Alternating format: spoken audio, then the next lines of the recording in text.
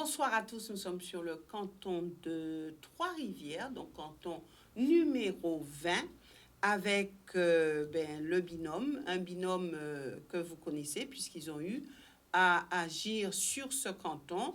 Ils sont donc les sortants. Je sais que vous n'aimez pas trop ce mot, mais c'est comme ça qu'on le dit. Les sortants, Jacques Anselme, qui lui est professeur retraité de l'éducation nationale, il était aussi le premier vice-président de la collectivité départementale. Et puis à ses côtés, il y a une dame que vous connaissez aussi, puisque elle a eu à agir, Nicole Herdan, qui aujourd'hui se présente à vous pour dresser un rapide bilan, mais aussi vous faire part de leurs ambitions sur ce canton. Mais avant tout, il faudrait que nous puissions faire un petit point de politique pure, puisque Jacques Anselme, on a vu que sur ce canton, il y a quand même quelques positionnements qui interpellent. Alors, des questions directes. Peut-on dire, Jacques Anselme, que le PS vous a laissé tomber? Ou peut-on dire que vous avez laissé tomber le PS? Alors, Madame Isis, permettez-moi d'abord de saluer tous les téléspectateurs de Canal 10. Je vais vous dire que le PS ne va pas laisser tomber. J'ai un parcours politique qui est rectiligne. Et donc, j'ai été, moi, baigné dans la chose politique depuis tantôt, avec d'ailleurs les premiers des vieux camarades socialistes qui ont été donc qui ont mis en place la section socialiste de Trois-Rivières. Et depuis, j'ai été donc élu en tant que conseiller départemental, mais en étant dissident. Donc, ce n'est pas le PS qui m'a laissé tomber. C'est vous qui l'avez laissé tomber? Non, j'ai été donc élu conseiller départemental sur le canton par la population de Trois-Rivières et de Vieux-Fort à cette époque-là. Et ensuite, le PS qui devait m'exclure ne m'a pas exclu parce qu'il était devenu conseiller départemental. Donc, ce qui fait que, vous voyez que j'étais donc, moi, un conseiller départemental qui a pris sa place. Et donc, ce n'est pas grâce au PS, le conseil départemental que je suis, a donc toujours agi en relation étroite avec la population de Trois-Rivières. Vous avez été le premier vice-président de cette collectivité. Est-ce qu'on peut dire que aujourd'hui, Madame Borel l'Incertain, la présidente sortante, vous soutient dans ce combat? Alors, Madame Borel l'Incertain, c'est un peu particulier dans la mesure où nous avons donc, je le dis très sincèrement, une grande amitié, une grande profondeur de vue, une concordance de vue, puisque nous avons mené ensemble nombre de dossiers. Comment ne peut-on pas s'entendre avec le président du conseil départemental, Madame Borel, dans la mesure où j'étais quelque part le bras droit, qui assurait donc partout en Guadeloupe, dans tout l'archipel, toutes les actions qui devaient être, qui incombaient donc au conseil départemental.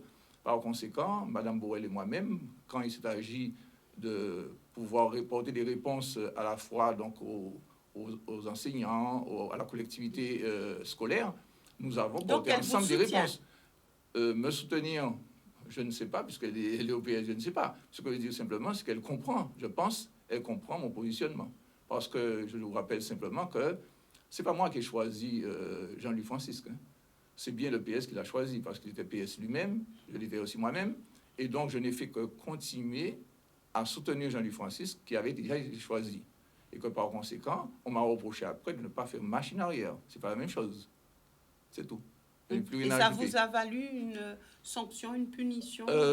Punition, je ne sais pas. Donc, je ne vois pas ça en termes de punition. Je vois simplement qu'il y a eu certainement des situations qui ont été pas toujours faciles à gérer, mais j'ai continué mon action puisque je suis, moi, un passionné de la chose publique, de l'action publique, que par conséquent, j'ai cherché à apporter des solutions tant que j'ai pu le faire sur chaque dossier que j'avais donc à traiter. C'est ça ma préoccupation et je l'ai assumée jusqu'à maintenant. Moi, je suis encore premier vice-président du conseil départemental. Au moment où nous parlons. Alors, est-ce que, Nicole Herdan, vous avez un petit pincement au cœur de savoir que le PS soutient votre adversaire, Monsieur Fosta? Comment parler de pincement au cœur quand on travaille en intégrant la dimension humaine? Chacun doit être appréhendé à l'aune de ce qu'il est capable de faire. Et moi, quand je m'inscris dans l'accompagnement, et je vais profiter peut-être pour éclairer sur le chantier qui a été engagé, c'est apporter du bien-être aux concitoyens. C'est m'engager sur des politiques alimentaires. Et je le fais avec intensité, donc je n'ai pas le temps de regarder les stratégies qui sont des querelles intestines et qui ne font pas avancer le L'amitié en territoire. politique, c'est compliqué. Je le regrette vivement, mais c'est la démocratie. Hein. Chacun a le droit de venir, et puis avec ce qu'il est capable d'apporter, il a le droit de venir s'exprimer et peut-être contribuer au bien-être et au confort du territoire. Est-ce qu'on peut quand même dire, et j'aimerais bien vous entendre là-dessus, que l'amitié en politique, ça existe? C'est un sujet très délicat parce que l'amitié a un sens très profond que je mets de côté, hein, peu importe hein, les relations qui se dégagent avec l'un ou l'autre. Hein. Quand on travaille pour son pays, on doit être rectiligne en une ligne et contribuer au bien-être de son citoyen. Quand vous avez un citoyen qui vient vous voir parce qu'il est dans le besoin, est-ce que vous lui demandez vous êtes de droite ou de gauche? Ce sont les deux mains qui servent. Vous avez une main gauche, une main droite, les deux, une qui donne et une qui prend. Donc, je ne suis pas du tout dans ces stratégies. Et quand l'amitié, effectivement, a toutes ces valeurs, et peut-être, hein, en politique, il peut y avoir cette facilité, parce que ça peut faciliter les relations, mais quand vous avez des objectifs à atteindre, souvent, il faut rester dans la droiture de vos ambitions et de vos valeurs. Et aujourd'hui, vous êtes dans la droiture de vos ambitions et de vos valeurs, puisque vous vous retrouvez pour cette élection encore avec Jacques Anselme. Alors, effectivement, hein, ce n'est pas faute de n'avoir pas été sollicité, mais je considère dans ce contexte un peu atypique, hein, complexe, il y a nécessité de donner du sens. Je suis pour une adepte de l'écologie humaine et je crois fondamentalement qu'il faut donner du sens à l'action, du sens à ce qu'on fait, sinon la vie n'a pas d'intérêt. Et je regarde mon équipier, le premier vice-président, c'est un honneur de servir aux côtés du premier vice-président. Je le regarde et j'ai renouvelé le contrat avec lui, hein, le challenge, parce qu'il a été d'une grande disponibilité. Et je profite pour dire qu'un élu qui est à la retraite a de la disponibilité pour servir un citoyen dans ce contexte aussi tendu, aussi anxiogène. Et pour moi, c'est une qualité. Alors, c'est un discours un peu en décalé peut-être avec ce qui se dit actuellement, où on dit que, bon, à un certain âge, il faut passer la main, il faut absolument laisser la place aux jeunes. Et voilà, et vous l'entendez comme moi, hein, c'est un discours qui circule. Est-ce que oui. vous n'êtes pas un petit peu en décalé avec cela? On n'est pas vraiment en décalage, on est plutôt un binôme complémentaire. Complémentaire dans la stratégie, et je profite pour également le dire, poursuivre les conseils, puisque j'arrivais aux affaires en 2015, et je me suis interrogée sur ma participation, mon implication, parce que pour relever des challenges, il faut vraiment faire partie d'une majorité de travail. Et donc, j'ai eu les conseils appuyés de premier vice-président. J'ai pu accompagner le personnel en interne, parce que j'ai participé. Il y a ce qui se voit, il y a ce qui ne se voit pas. Et souvent, on met l'accent sur ce qui se voit. Mais je le dis aujourd'hui, il y a un accompagnement très fort dans les instances paritaires au conseil départemental, d'ailleurs présidé par le premier vice-président et toutes les instances pour faire progresser le personnel. Et ça, personne n'en parle. Parce que sans ce socle-là, sans ce socle administratif, sans cette expertise, nous, en tant qu'élus, on fixe le cap, on fixe l'ambition. Mais qui est-ce qui fait le boulot? Mais c'est le personnel. Et on a besoin de cette expertise. Et donc, nous contribuons en interne. Donc, la dimension humaine, ce n'est pas que vis-à-vis des politiques publiques extérieures, il y a également la dimension humaine en interne à structurer et à conforter ce socle-là pour pouvoir être en efficacité sur le terrain. Alors justement, et là encore, on parle d'action. Là encore, lorsque les candidats viennent sur ce plateau, les candidats, quels qu'ils soient, parlent bien sûr des personnes âgées, des jeunes, de l'action sociale à mener sur le territoire. Mais justement, est-ce que à l'intérieur même de la collectivité départementale, il n'y a pas des attentes, il n'y a pas peut-être des souffrances, j'en sais rien. Alors, est-ce que ça doit faire partie du discours qu'un candidat devrait tenir face à une population, puisqu'on a envie de plaire à ceux du canton, mais ceux qui sont à l'intérieur de cette collectivité, est-ce qu'ils ne sont pas quelquefois oubliés? Alors, Madame Nicolai Audin vient de dire tout à l'heure notre implication à tous les deux concernant ce personnel. de la collectivité. Elle l'a dit, et j'insiste dessus, parce que moi ou elle-même, nous pouvons avoir, tous les candidats peuvent avoir donc des projets, des ambitions, mais si vous n'appuyez pas ces ambitions-là sur ceux qui vont permettre qu'elles se réalisent, vous avez tout faux. Hein. Donc, il ne suffit pas d'avoir écrit sur le papier des projets, il ne suffit pas simplement d'avoir des projets, mais il faut aussi qu'ils se concrétisent, se réalisent. Et qui va le faire? C'est justement ce personnel-là.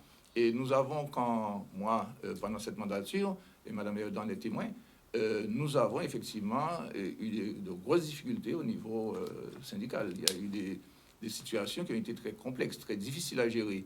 Et nous sommes arrivés aujourd'hui à, je dirais, se parler d'apaisement et donc un échange. Récemment, j'ai présidé donc à des CAP d'avancement sur toutes les catégories.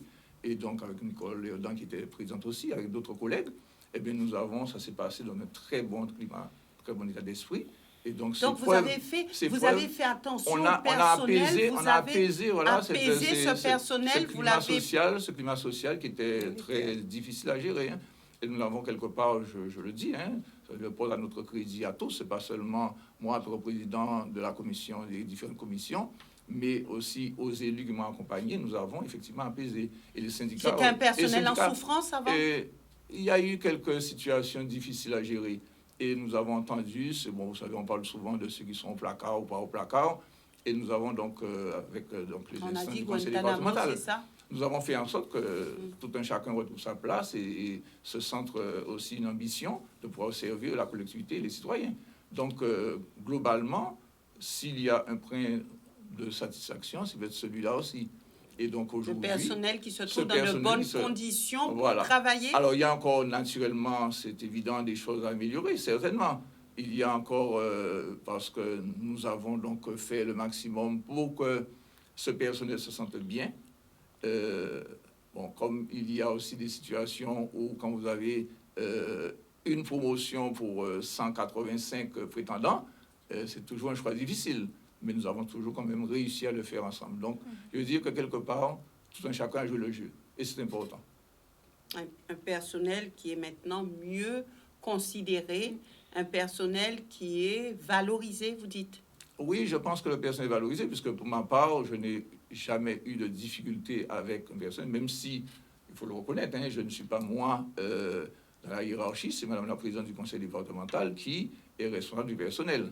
Et Monsieur le DGS du conseil départemental. Mais je n'ai jamais eu de difficulté à échanger. Vous avez eu à agir quand même? J'ai à agir, bien sûr, je dis que j'ai à agir, mais je n'ai pas eu de difficulté relationnelle avec des agents pour l'exécution de telle ou telle démarche. Donc, j'ai tout trouvé justement une volonté commune de pouvoir faire aboutir le dossier et surtout de répondre. Très important, parce que quand vous avez une situation quotidienne qui est difficile, quelqu'un qui est dans un besoin, qui est dans une détresse, il faut trouver une solution immédiate.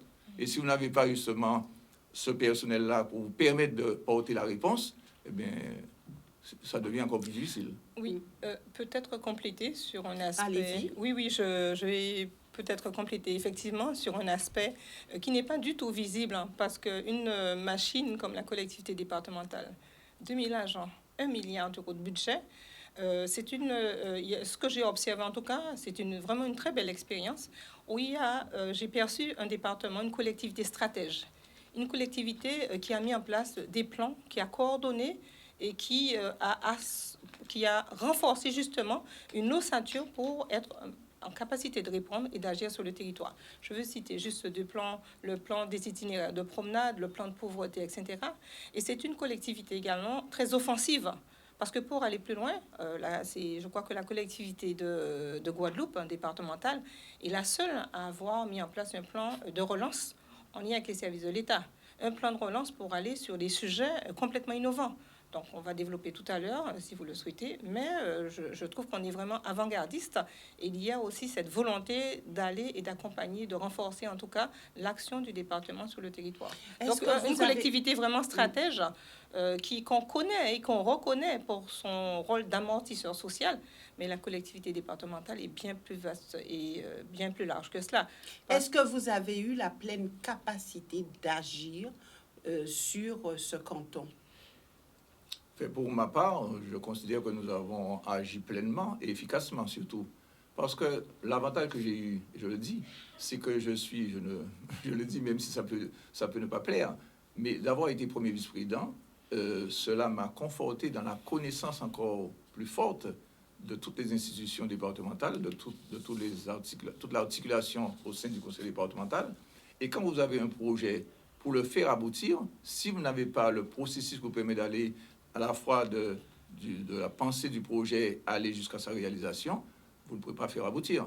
Et donc, cet avantage en tant que premier vice-président m'a permis d'avoir des réponses les plus concrètes, les plus immédiates souvent, sur tout le canton, que ce soit à Trois-Rivières, à Goubert, à Vieux-Fort, Terre-de-Haut, Terre-de-Bas. Nous avons porté des réponses, Mme Erdan et moi-même, nous avons porté des réponses les plus adaptées aux situations. Mais pas seulement en termes, parce que souvent on regarde ce que vous avez fait en termes d'infrastructure, en termes d'amélioration du réseau routier, etc. On l'a fait.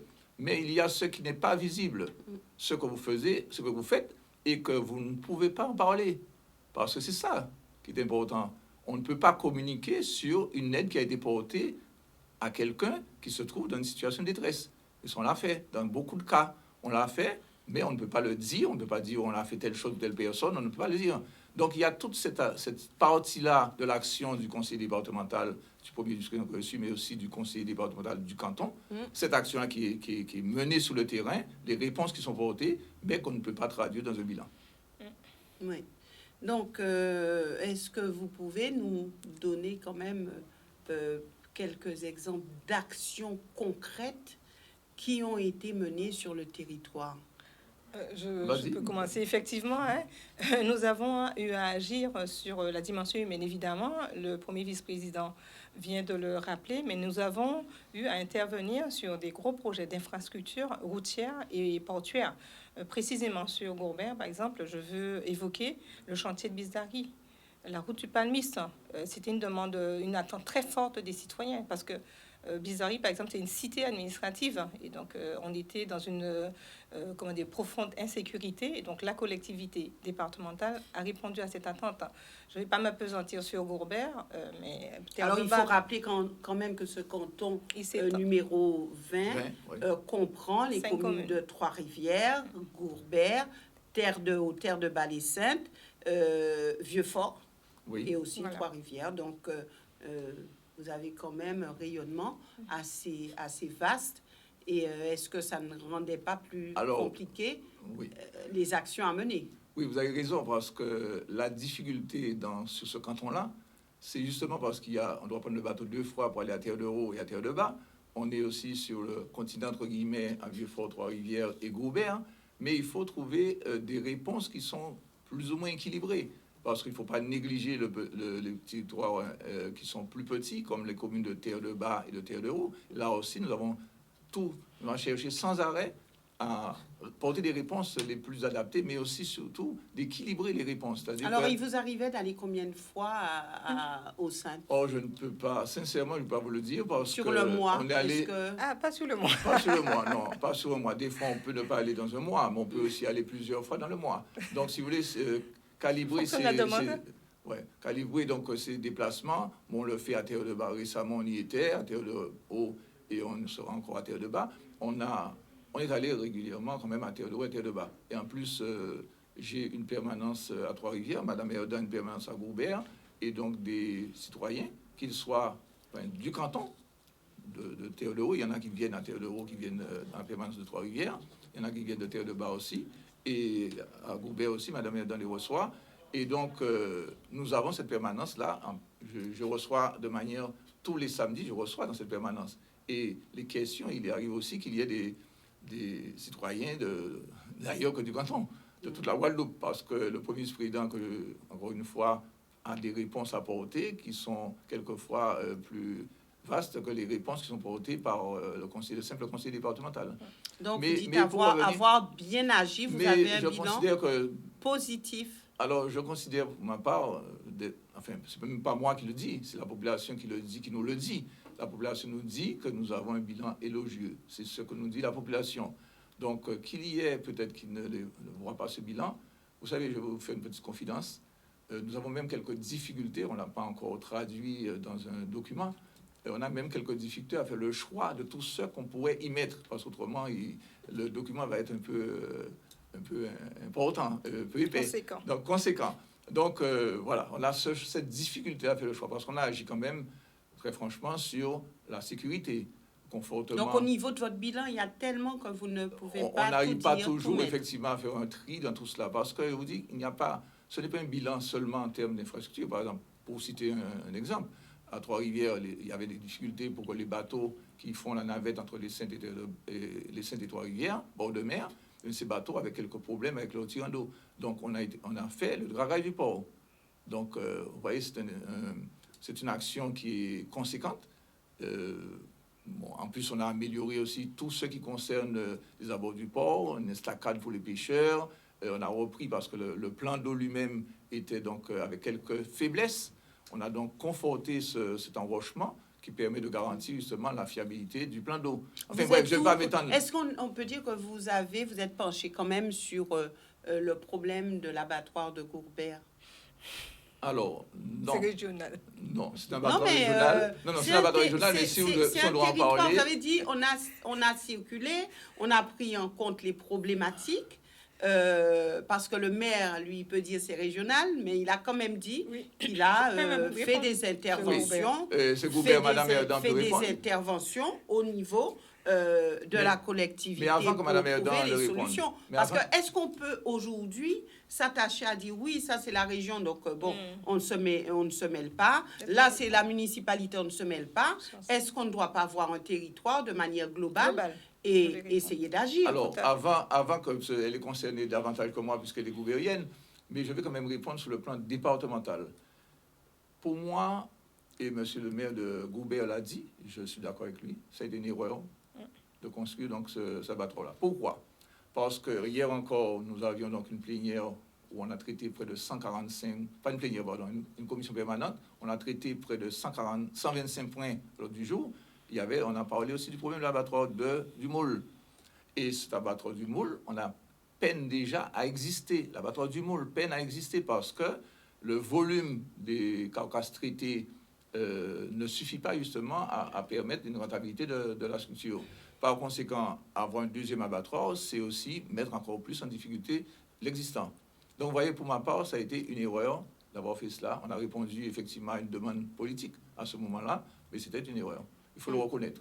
Oui. Madame Erdan. Mais la réponse, elle a été donnée. Hein. Je ne dirais pas qu'il s'est agi de mettre la charrue avant les bœufs, puisqu'on parle d'abattoir, effectivement.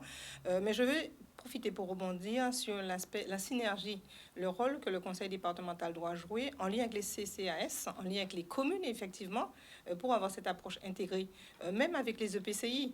Et dans le cadre de la réponse sociale que nous apportons, il y a un cadre stratégique qui a été mis en place, c'est la reterritorialisation de l'action sociale. Ça veut dire que au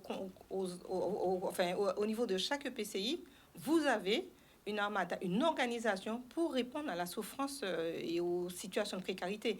Donc, c'est un plan, une territorialisation, c'est un plan qui a été mis en place il y a 2 ans. Oui, voilà, parce qu'on s'est rendu compte qu'il fallait que cette carte, elle évolue. Et pas que dans ce domaine-là. Hein. Il y a la maison de l'enfance qui va être créée. Donc, la force que nous avons, c'est de valoriser la synergie avec les communes, avec les EPCI, même sur le plan alimentaire. La collectivité départementale arrive avec un sujet, puisque j'étais présidente de la commission environnement, et on considère que le besoin premier du citoyen doit être satisfait. Il a besoin d'un toit, il a besoin de se nourrir, il a besoin d'un travail. Et donc, la question alimentaire, elle a été appréhendée dans sa pleine dimension, et c'est une innovation, c'est un sujet nouveau que nous avons porté, en tout cas que j'ai porté aux côtés de M. Anselme, lutte contre le gaspillage alimentaire, parce qu'il faut bien se rendre compte que si le gaspillage alimentaire était un pays, il serait le 3e émetteur de gaz à effet de serre. On est dans une collectivité, on parle de l'humain. Si on n'intègre pas cette écologie humaine, on ne s'en sort pas, on ne s'en sortira pas. Alors, je vais, maintenant, avant que je termine, on va le faire tout à l'heure puisque le temps a vite avancé et vous aurez l'occasion pour terminer cette émission de vous engager sur certaines choses et peut-être de compléter rapidement. Maintenant, nous passons à cette phrase de citation d'auteur. En général, ce sont des hommes politiques Et je vais parler d'une citation de Charles de Gaulle, un homme qui encore, on va dire, est sur toutes les lèvres. Alors, Charles de Gaulle, qui est décédé en 1970, rappelez-vous, et qui avait dit avant, on ne devrait plus accepter de responsabilité suprême au-delà de 60 ans. Est-ce que vous partagez cette citation? Et dites-nous ce que vous en pensez, Alors, votre ressenti par rapport à cela. Je suis le premier concerné, dans la mesure où, premièrement, je vais dire quand même que le général de Gaulle, c'est quelqu'un que j'ai beaucoup apprécié dans sa manière d'être, dans l'homme qu'il a été, et dans, on va dire, le sauveur de la France, c'est ce qui est sauveur de la France. Oui. Avec, naturellement, il faut y associer, on l'oublie de le faire souvent, le nombre de Guadeloupéens qui se sont battus et qui ont permis effectivement que la France soit libérée. Donc les Guadeloupéens ont pris leur part. Mais je veux dire que c'est quelqu'un que j'apprécie. Mais je trouve quand même qu'il me semble, en tant que... Moi, j'ai un peu plus de 60 ans, j'ai 70 ans, je le dis très clairement, je me sens en pleine forme physique, plein d'énergie, en capacité effectivement d'agir. Et je veux dire que quelque chose qui a de plus important qu'il y a, c'est que j'ai acquis quand même une expérience telle que, récemment, je plaisantais avec quelqu'un disant, si je pouvais transmettre à mes enfants, à un de mes enfants, à quelqu'un, tout ce que j'ai dans ma tête, tout ce que j'ai emmagasiné pendant ces années-là, et on devient le plus performant, ce qui est dit d'ailleurs dans toutes les recherches qui sont faites, on devient performant entre justement 60 ans et 80 ans. Donc c'est là où on se bonifie, c'est comme le vin. C'est comme le vin, ça se bonifie. Et donc je considère pour ma part, si effectivement j'étais diminué physiquement, si je n'avais pas cette énergie que je possède là aujourd'hui, je ne serais pas candidat aux élections municipales. Je ne serais pas candidat aux élections départementales. Et donc aujourd'hui, je me sens en capacité, en pleine forme, et l'esprit ouvert, rempli justement de cette expérience-là, je me sens tout à fait en capacité d'agir. Donc Charles de Gaulle, à l'époque, n'était pas vraiment éclairé sur ce qu'il disait. Non, il a eu son appréciation comme d'autres. Je veux bien compléter. Madame Erda. Alors, oui, rapidement. Je veux bien compléter rapidement. À 60 ans, un acteur bénéficie de sa pleine disponibilité. Et c'est vrai qu'à l'époque, quand le général Charles de Gaulle s'est exprimé en ces termes, on avait une population qui vieillissait mal. Aujourd'hui, vous devenez senior quand vous avez 75 ans. La donne a évolué. La preuve, c'est que le conseil départemental sera là pour accompagner la silver economy, la nouvelle économie, pour faire face aux effets du vieillissement.